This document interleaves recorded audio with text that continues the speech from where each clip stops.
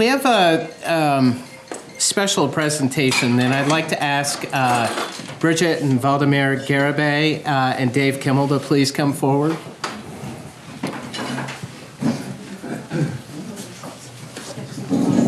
Put the easel. Can this push over? I think so.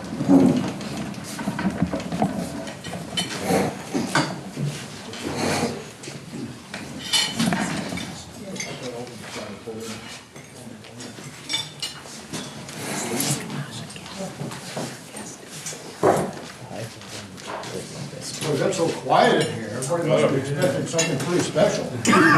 We stop talking whenever you're up, Dave. I know better That's than the that. respect you get after 41 years. Take our breath away.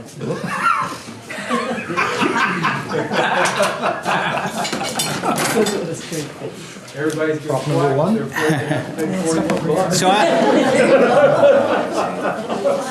I'm going to make a few introductory remarks, and then I'm going to turn it over to Dave and Valdemar and Bridget to tell you a little more about what they're up to. But I had the good fortune to get to know the Garibay family through the Hospitals Project. I don't think folks realize how incredibly generous they've been in this community, in the Florida community, and the many projects that they've taken on. They're very, very modest people, but they are, in my mind, they really inspire me about the future of philanthropy for this community by the actions that they are taking. Valdemar called me one day and said they have 3 young children and they were enjoying 4. I'm sorry. The 4th one came in the middle of the hospital project. This one. Yeah. So sorry. So they were enjoying the Rotary path at Collins Perley. And Valdemar made the observation that some of the old wooden exercise equipment might need some updating, and inquired what he and his family might be able to do to help improve that asset in the community. So I was able to make an introduction to Dave Kimmel, and Dave and the Garibay spent some time together talking about the complex and what we all hoped it could be. And the outcome was an incredible addition, and the Garibays have led the way to offer this. And this is something that the club has agreed to support through the board. And with that, I'll turn it over to them to tell you a little bit more about what they've been up to. I'll put out the prop if you'd like to speak, unless you want me to speak, whatever you'd like to do. We didn't rehearse this is quite obvious. Oh, we want to talk about this first?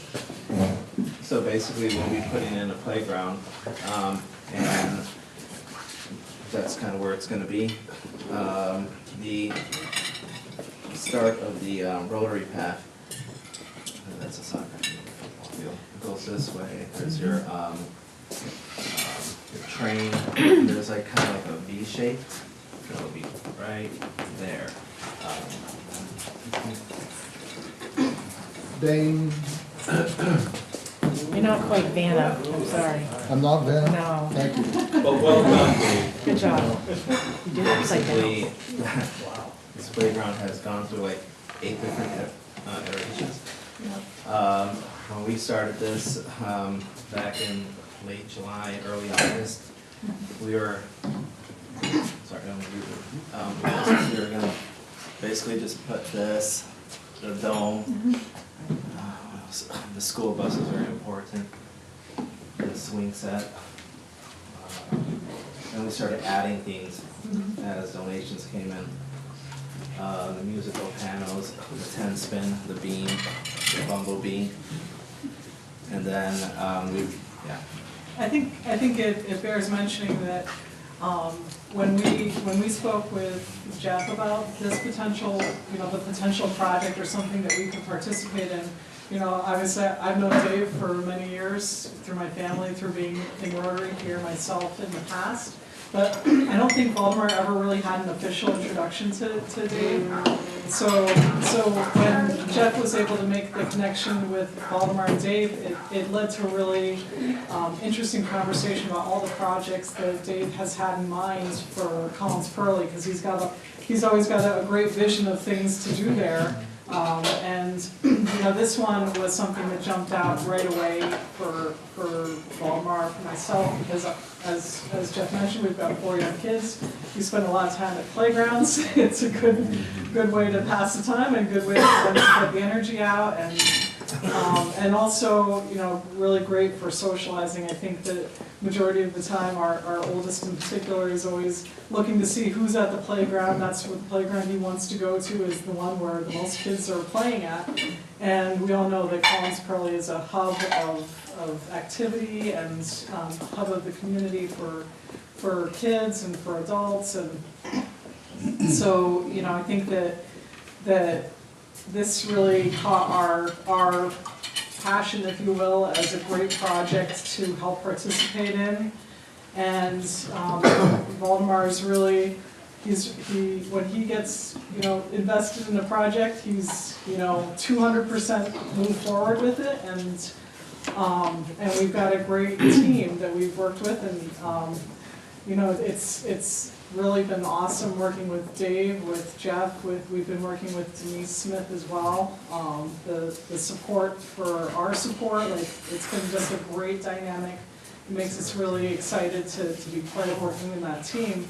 And it's kind of interesting to us because we just had a presentation last week about the Swan Playground, which we started our process, I guess, a little bit after they did, but around the same time. And I thought it was kind of funny that the big playground projects are all going on at the same time, but I don't see them as competing. I think that it's a sign that there's a lot of pride that people are feeling in their community, and for us, you know, this is close to our home, and it's close to our heart, because we spend a lot of time at Collins Perley, especially in the summer for us, and so we're really excited about it.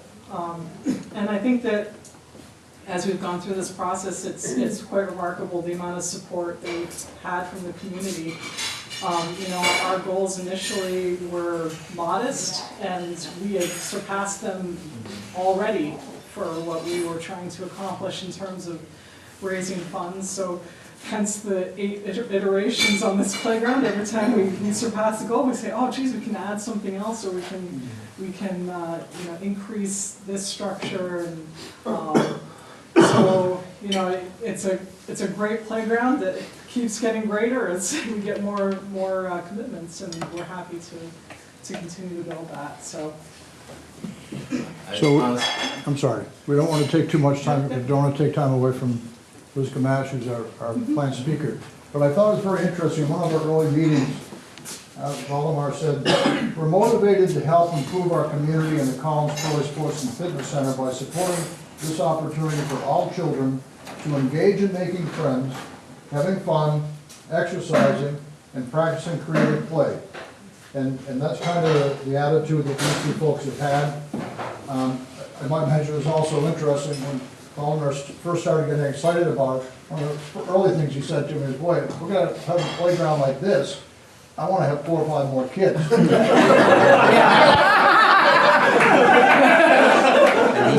I hear you right? Can you just grab the other picture? Can you grab the other picture? So as we get more contributions, we're adding to the playground.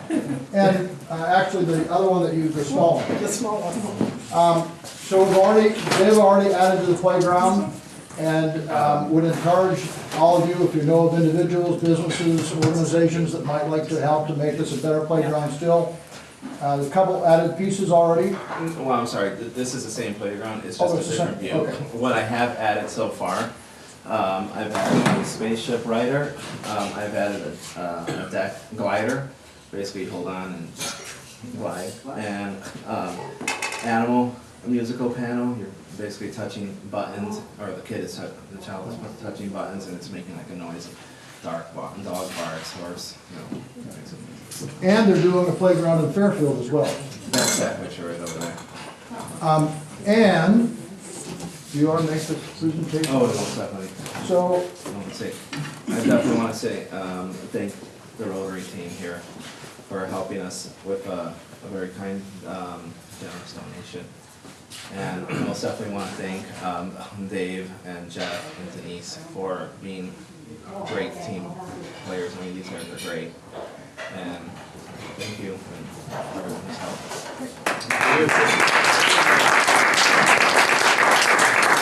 Just before you go, Trish, would you mind getting a picture for our Facebook? Alan asked that we be sure to do that, so Bridget and Valdemir, if you'll present the image to Dave and I. Come on up, Dave.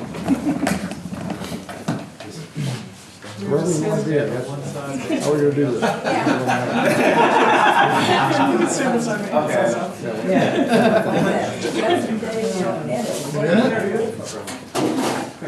You all look so handsome. Sorry about the look. Could you move in just a little bit? Nice shuffle.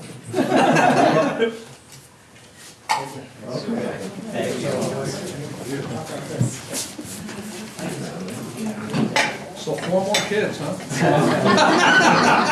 That's commitment right there. I'm tired already. So thank you again for your vision and generosity. Very fortunate. We're also fortunate to have 3 additional guests with us today. My good friend Liz Gamache is with us to kind of close the loop on another project that the Rotary was involved in supporting, and that was the filming this summer of Storm Chasers. So she's going to tell us a little bit about that and some other projects that are underway in town as well. Do the card later. Just read the number. Actually, thank you for the reminder, Dave. We'll do the cards later. I'll finish my introductions and then we'll do the Marlowe draw. With Liz, we have Kevin Chapp and Jen Rutherford. They're part of Velocity Media, and I know I met Kevin during the filming of Storm Chasers. I'm not sure if we met Jen, but we appreciate all that you did to make sure that that went off so well. And we look forward to hearing from you today on some other projects that you're working on. All right, so with that, I'll turn it over to our guest.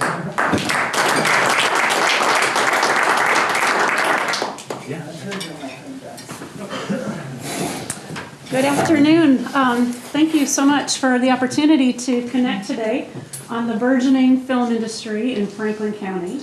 Little did I know at the start of my summer vacation that I would spend quite a bit of time getting to know several folks involved with the film industry, including Jennifer and Kevin, and that it turned out to be a really great opportunity to see how we might encourage more film production to take place here in Franklin County and to explore what the benefits might be for us. Saw it from the possibilities of economic development. When film production crews come into a community, they spend time in hotels and restaurants. It provides work opportunities on crew and on set, and in some cases, you'll hear from Jennifer and Kevin that we've got one young girl from St. Albans who landed a contract in one of the recent films. It helps to foster and bolster the creative spirit of our community.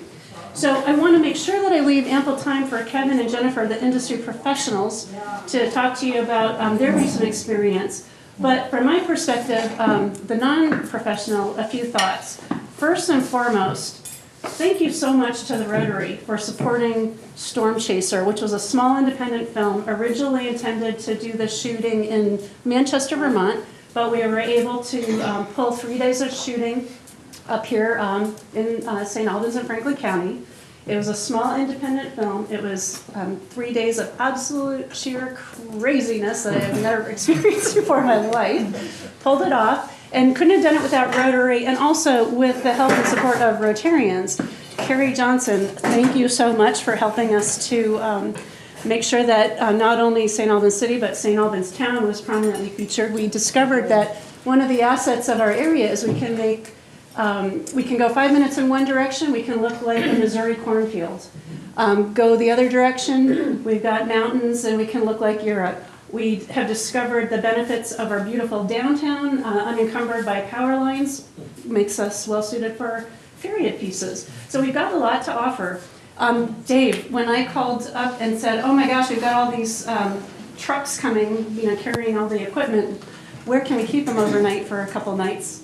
Collins Perley to the rescue. Thank you so much for that. And Jeff, you just hung in through the production and were so great because it's all about troubleshooting and using our strong community connections to help these films be successful. And I'll close on that note, is that we're so proud of our community and what we have to offer in terms of geography, for film production and so on, but what's really striking to me as I get to meet folks in the film industry is they appreciate the community spirit, that we're about solving problems, we're proud of our community, and we welcome these opportunities. So you'll hear from Kevin and Jennifer that as more and more people become familiar with us, they like the ease of doing business in a place like Vermont, and they really, really love the spirit of cooperation and the can-do attitude that folks in the community have to make this happen. If I have forgotten to thank anyone else who I made desperate pleas for, thank you so much during the Storm Chaser shoot. With that, turning it over to Jennifer and Kevin to talk about soulmates. Shift around here. We're leaning on technology. That's our question. Well, thank you all so much, one, for having us here, and Liz, thank you so much for your tireless efforts and for helping us. Your work has not gone unnoticed, as Liz has just said. Bringing the director through, he was just marveling at the beauty of the downtown and the spirit with which he was received. That's not typical for some of our LA folks. LA is very saturated, as you might imagine, with production. And so coming here our first day out, we were scouting out at the lake and met a wonderful woman who owned a boat, invited us on, brought us around, introduced us to other people, and he sat back and actually at the end of production came back and said, that was one of my favorite days. It's just, being there in the midst of the community and being so well received. And so, the beer helped. Sure did. So we actually just came through town, and some of you may have read in the Messenger about a feature film that landed here a couple of weeks ago called Soulmates. It was written by two young ladies from Vermont. One from the Montpelier area and one from the Browningsville area. But they met out in LA, wrote this film, and then sold it to Argent Media. Well, being good Vermont girls, they said, well, we'll sell you our script, but you have to make it in Vermont. So that's what they did. They wound up hiring us to be the local liaisons. Jennifer and I have been producing here for about 6 or 7 years. I'm originally from Vermont, Jen as well, and recently moved back here from New York City after working in production for 10 years there.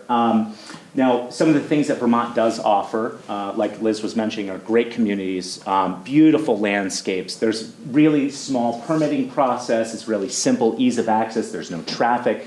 But what we lack is infrastructure. We don't have a whole lot of equipment rental places. We don't have a whole lot of people that know about the film industry, and therefore the interface can be kind of difficult between film professionals and then business owners or property owners or caterers or hoteliers.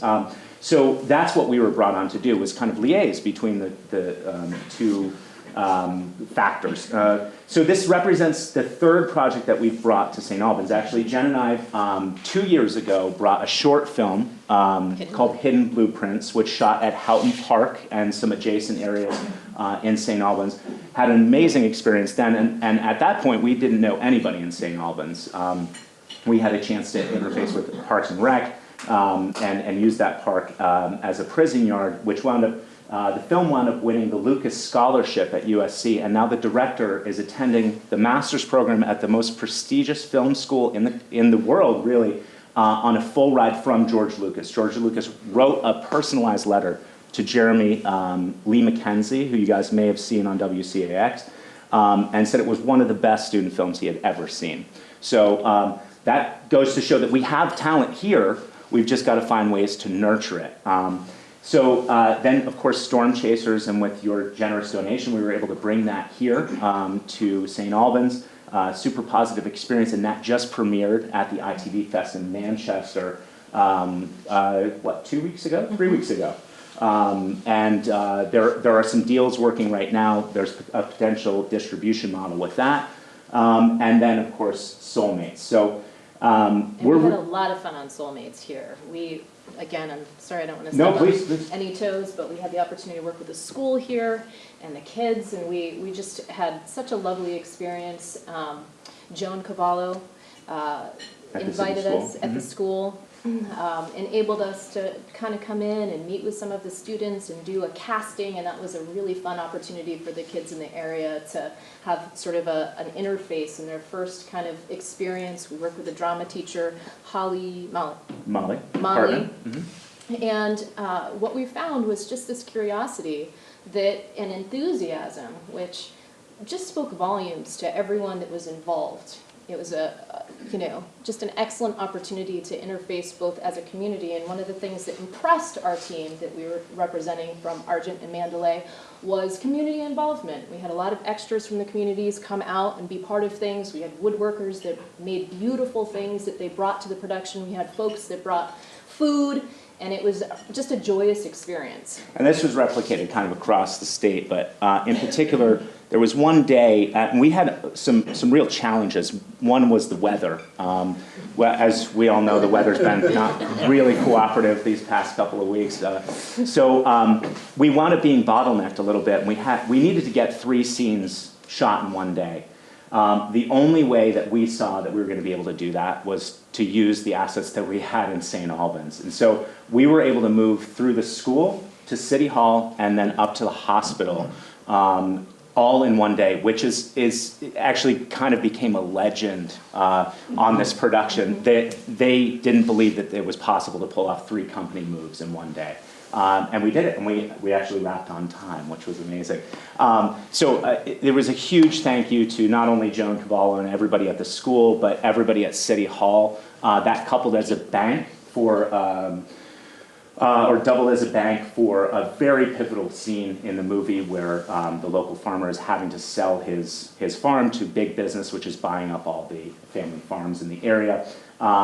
And then onto the hospital, where we were able to engage not only upper level management, but some of the employees that work there, nurses and doctors, to actually take part in the scenes that we were shooting there. And again, a really pivotal scene where the main character's father is ailing, and she's taking the torch from him and trying to battle against this big corporation that's trying to buy up their family farm. So a huge thank you to Kate Laddison as well. She was amazing in being able to help us negotiate. And I think it really created a team atmosphere there. I think a lot of people were coming up and asking what was going on. I think the experience for that particular institution was really, really positive, at least from what we've heard back from Kate and folks up there. Again, it's an opportunity for everybody to kind of sit back and relax and enjoy something that's a little bit out of the ordinary. So go ahead and talk. We want to show you a video that we made last year about producing in Vermont. I'm not sure that the sound is going to work unless there's some speakers integrated here, but it just talks about some of the assets that we have here already as a state, and then we'll show you some still images from the film that we just shot. A lot of the kids you'll probably recognize, and the locations may be a little familiar as well, but let me see if this will play for us. When we developed this video, we developed it for the Vermont Production Council, and the Vermont Production Council is seeking to fill some of the shoes of a non-existent film commission. Unfortunately there's no speakers. The sound isn't going to work for us, but we were able to collect a myriad of different scenery and talk kind of BTS or behind the scenes about the production as we were crafting it, and part of that was a selling proposition. We are concerned about youth retention in the state. We are concerned about how to face some of the challenges that Vermont is facing and do that in a way that is, let's say, like Vermonters, in that film industry is a green industry. We're not creating a huge, big business. We're attracting folks that are seeking to come into the state and to do their job, and then they pack up and they go home. And so, which is super appealing for us. They come in and spend the money and they leave, so that kind of fits in with our tourist economy as well. I was thinking of your quote in the beginning that was like, "We will be very hospitable, even though sometimes we go home." And I was thinking, well, that kind of fits in. But as you're seeing, we have a lot of different creators here on the screen. And this was to give a sampling to the Independent Television Festival of what Vermont does have going on. Vermont is growing in this sector, in the industry. We have some really great training institutions from Champlain to Middlebury to, of course, UVM. Dartmouth is our border. There are a lot of folks across the state that are really picking, this torch up, because media is a growing field, and our youth are so entwined. I don't know if I can quite pry the devices out of my own children's hand from time to time, and so it makes a lot of sense that this is a field that kids are interested in. It's something that they have contact with, and we're trying. This actually, Kevin, if you could back that up for just a minute, that was the scene that he was talking about for our hidden This is in blueprints. St. Albans as well. This is in St. Albans, and. So this is Houghton looks Park? like a jail yard, but this is the trick of the movies, right? Is that it's not. It's just the park. So media represents one of the fastest growing industries in the country right now. There's more and more demand for media as things start to come online. We also, as a state, happen to have some of the top training facilities. On this last film, we did an internship program with Champlain College. We were able to put almost 20 young students who are juniors, seniors. Actually, we even had some freshmen, I think, in the film program there on a movie set. There's no way to replace that kind of practical learning. You can sit in a classroom and learn everything that that you need to know about exposure levels and how to run a camera. But until you actually see the business working in the field, you don't have a concept of all that goes into it, the creative problem solving that's needed, the hierarchy, the organizational design of a movie set. So this was real world experience for kids at Champlain that otherwise would not get a lot of that until they got outside of college. Now, what we're trying to do is we're trying to look at an industry that can keep some of these kids that are graduating from UVM, from Middlebury, from Marlborough College, from Champlain. These, again, are all recognized as top training facilities, and all of these kids, all of them, are leaving to go to New York, Boston, or LA because we have no business here. We're trying to stop that. We're trying to find a way to keep some of those kids here. And actually, we were surprised working at the elementary school at how many of the students would come up and say, "Oh my God, I didn't realize how many people it took to make a movie." There's 45 people working to make this one shot happen. And they get to see the costumer doing their job. They get to see the sound folks, dialing in their equipment. They get to see the director directing and the set designers building sets and making the scene look the way it needs to. And all of a sudden you start seeing lights go off. There's all sorts of ways in which other ancillary industries, businesses, and skill sets can be employed on a film set. So we actually have a lot of what we need. And I want to just take a quick moment to share one of my favorite stories from production. This was actually in Jericho, but it's kind of an analogy for the entire experience of this feature film. We were asked on a Sunday night, and we were shooting this bell. The director called or emailed us, I guess. He was looking for a bell choir. And my first question is, what is bell choir? And then once we figured out what a bell choir was, we went on the internet and started. Well, there are some bell choirs, kind of hard to track down in the middle of September. So Anyway, the set designer was at St. Michael's College. I think she was looking for some props for a big corn maze scene or a big fair scene. And the musical director happened to walk by and she said, hey, do you know anywhere where we can buy bells? Do you know where anybody purchases handbells? And he said, where, follow me. So they went into the music room, and all the way in the back, there was this dusty old cabinet. He opens it up, and there are 2 cases of handbells. And he says, here, have them. No kids want to ring bells anymore, so just take them. And so she took them. So we had bells, now we just have to find ringers for them. Well, so you know, what I suggested to them is, you know, what we could do is we could take the ringers out, and we can have them ring it and just put it in after, in post, and have them ring whatever you want. Before we made that choice, we had about 30 extras in a church basement very similar to this. And I said, is there any chance that anybody here knows how to ring bells?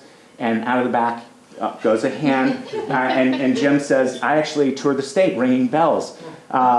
So he grabbed 5 of the other extras and taught them how to ring My Bonnie in about 30 minutes before they go on. So anyway, they run on and they ring the bells, and you know, I'm outside like just so pleased as punch with myself that we've got a bell choir for the director in less than 24 hours. Well, I'm sitting there talking with Jen, and I see Jim and the group running across the parking lot back to Talent Holding, and I go, Jim, what happened? What's wrong? And he says, now he wants us to ring Haydn's Hallelujah hymn in the next 5 minutes. I said, oh my God. So he didn't know that they weren't a professional bell ringing. So anyway, they wound up going in 5 minutes, learned Hallelujah, went back, and so I went to the director afterwards. I said, how did you like that bell choir?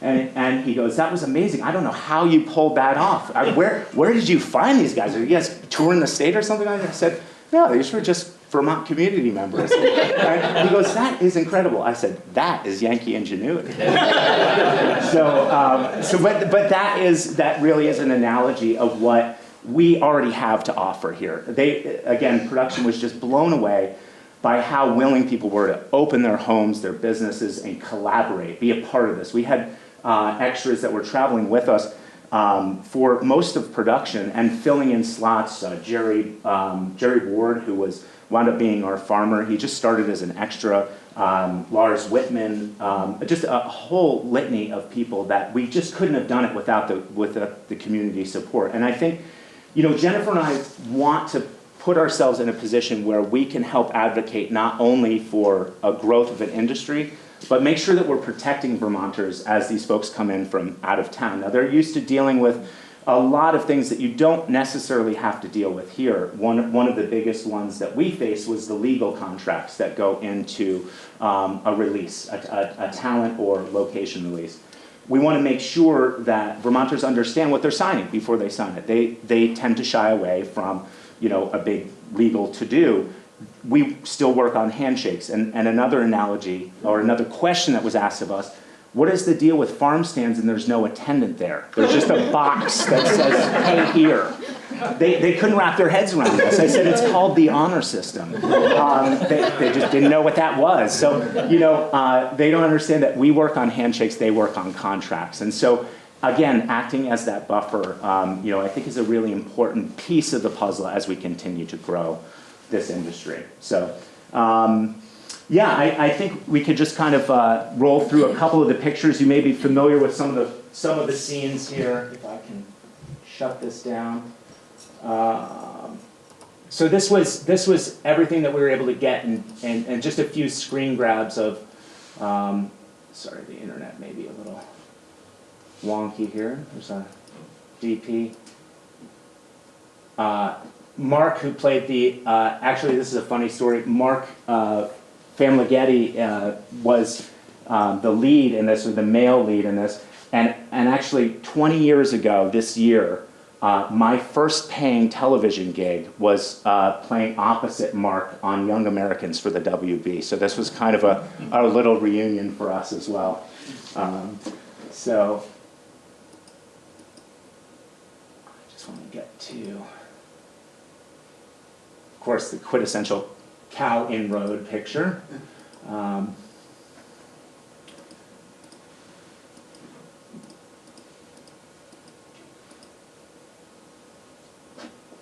Okay, I'll tell you what, let me go back here and get to the school photos.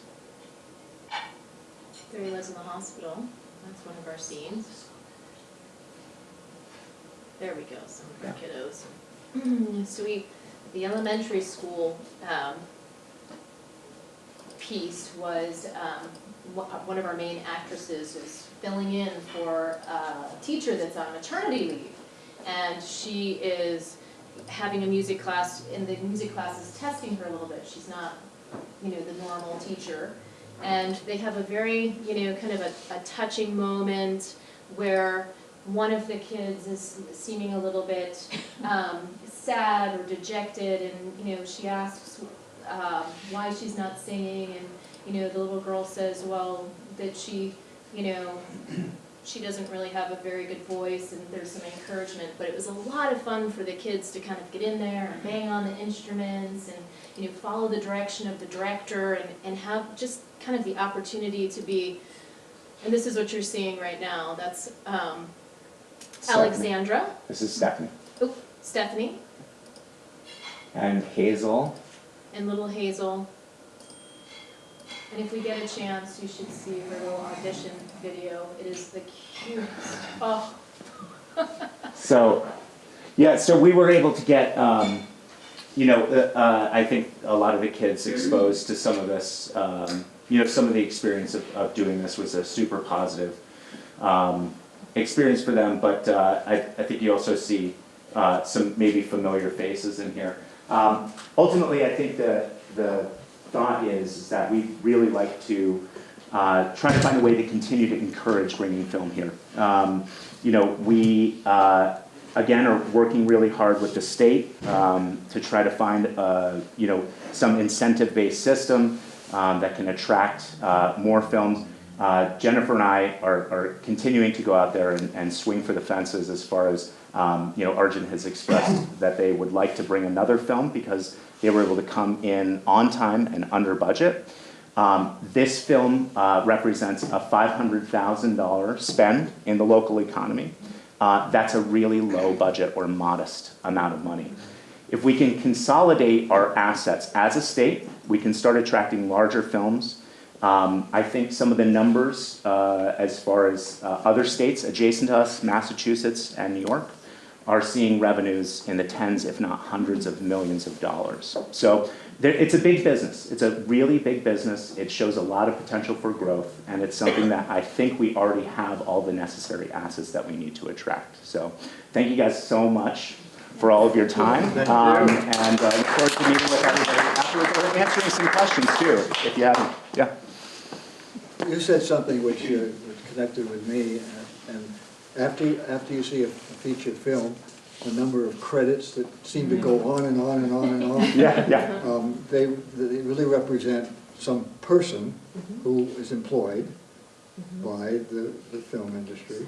And there's just so many of them. And you talked about the other things which go into a film, other than the actors. Yes. Yeah.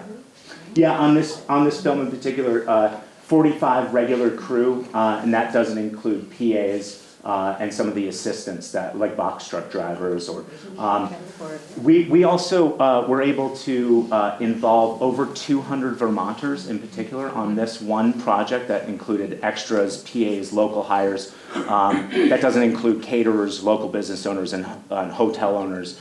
But we could have employed more. The problem is that there weren't enough people in our industry that could fill those. We started outreaching to everyone that we knew.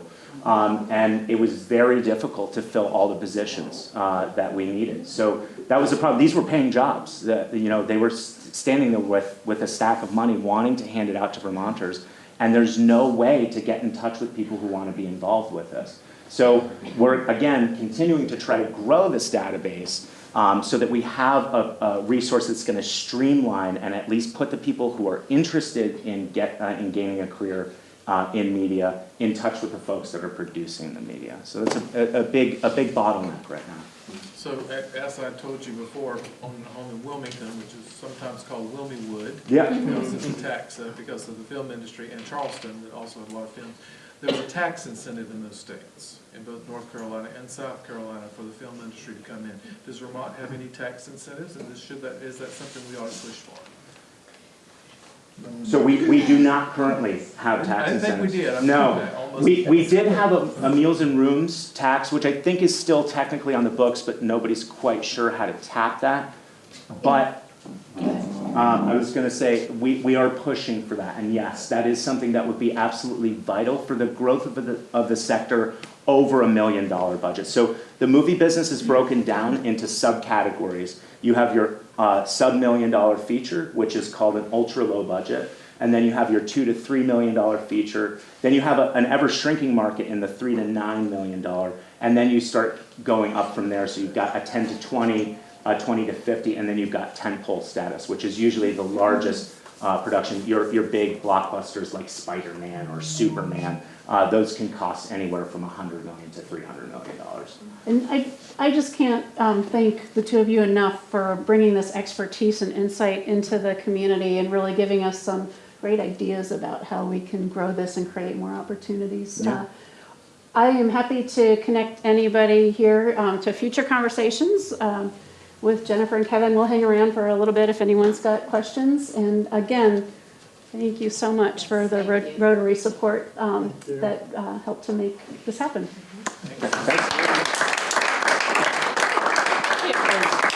Something sweet on behalf of the Rotary Club. We have one for you. Oh my goodness, I never turned down that.